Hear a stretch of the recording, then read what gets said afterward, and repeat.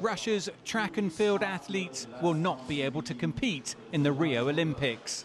In a unanimous vote in Vienna, the International Association of Athletics Federations upheld its ban of the Russian team, following accusations of state-sponsored doping. Yes, I think it's a very strong decision.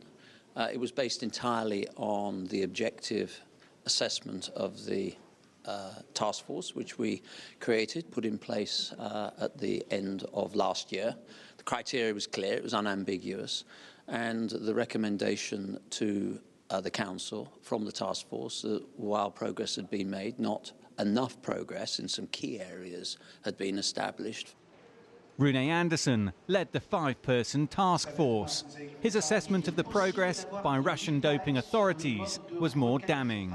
The deep-seated culture of tolerance, or worse, for doping that got Rusev suspended in the first place appears not to have been changed materially to date. The IAAF did, though, open the door for individual athletes to compete if they can prove they are clean, but not under the Russian flag. The attention now turns to the International Olympic Committee that next week will host a summit in order to discuss the issue.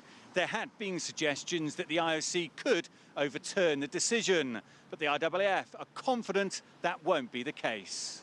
The eligibility for an athlete to compete at international level resides with the decision around the eligibility resides with the International Federation. The IOC fully understands that. President Vladimir Putin denied Russian authorities ever conspired to encourage doping among its athletes.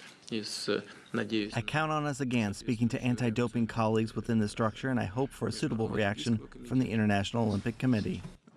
Russian sports officials say innocent athletes were being punished, and an appeal is under consideration. Of course, my main reaction is a big disappointing.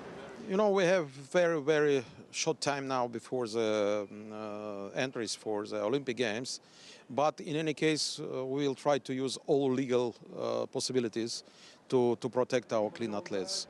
The Russian doping baton will now be passed to the IOC. But with less than 50 days to go to the start of the Rio Games, time is fast running out for Russia's athletes. Dan Williams, CCTV, Vienna.